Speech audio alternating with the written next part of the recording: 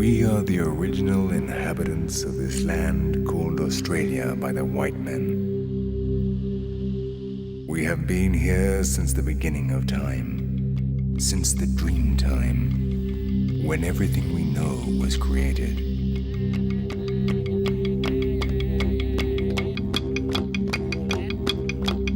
My people know how to sing each and every place of this sacred country, while we contemplate G, the sun god.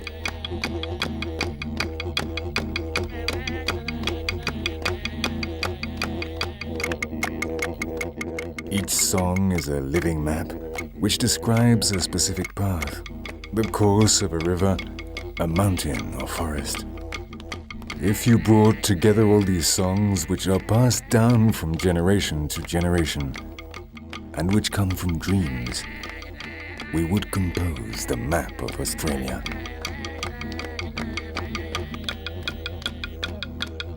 At twilight, the humming of the didgeridoo, our religious instrument, reminds us who we are and what we are doing here. It is the beat of our tradition which keeps us united and attached to the land.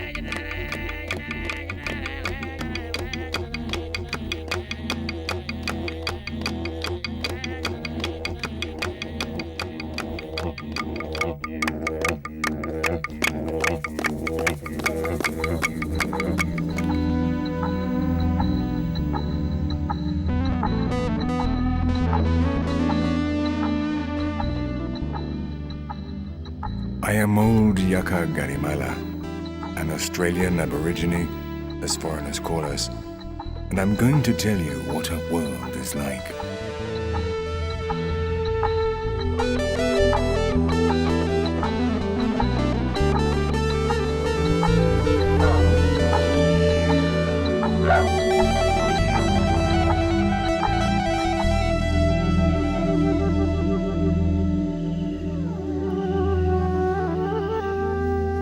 My country is enormous.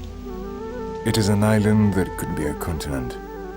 It is the most beautiful country in the world. We have deserts, jungles, savanna, plateaus and mountains with deep canyons carved by furious torrents.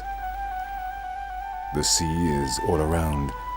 Along our coast there are bays and inlets and sacred cliffs like this one of Bickerton Island. This is where I live.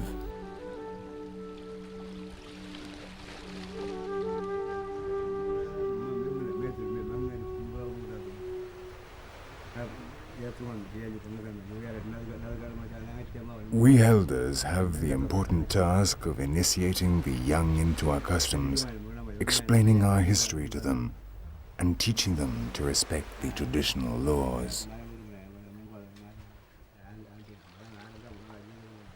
Our people, our culture, are the oldest in the world. We were already here thousands of years ago. We were around at the same time as what the white men called Homo sapiens. In these caves and caverns, we can feel the influence of the spirits of our ancestors. If you sleep here, you can see them in your dreams and receive their messages. They come and fill you with their strength, and when you wake, you feel very good. These are sacred places for us. In the past, people lived in caves and natural shelters like these. Across all our territory, you can find paintings made by our forefathers and which speak of the dream time, the creation, and how they lived 50,000 years ago.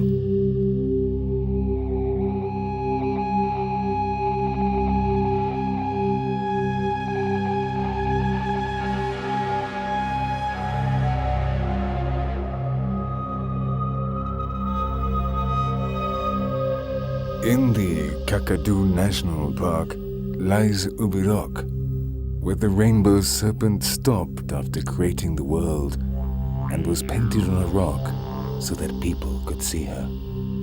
Over time, our forefathers left on the rocks a complete collection of images which depict their way of life and their beliefs.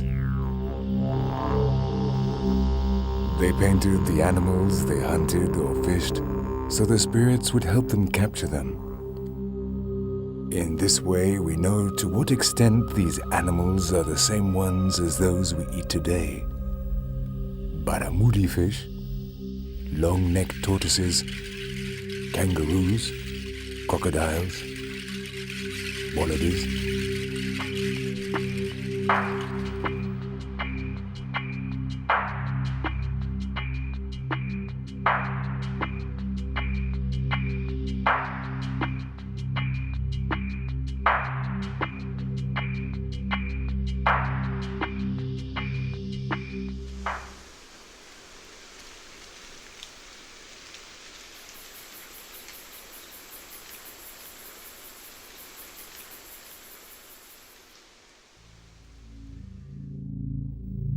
We know that they knew what many of the animals they drew were like inside, their skeletons and some of their entrails.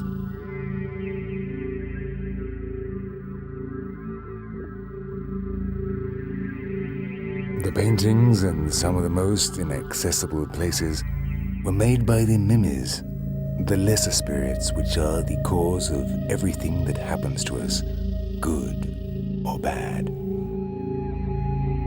According to the legend, with their long, thin bodies, they glided to the very top of the cave, took pieces of rock, brought them down to the ground, painted them, and then put them back on the ceiling.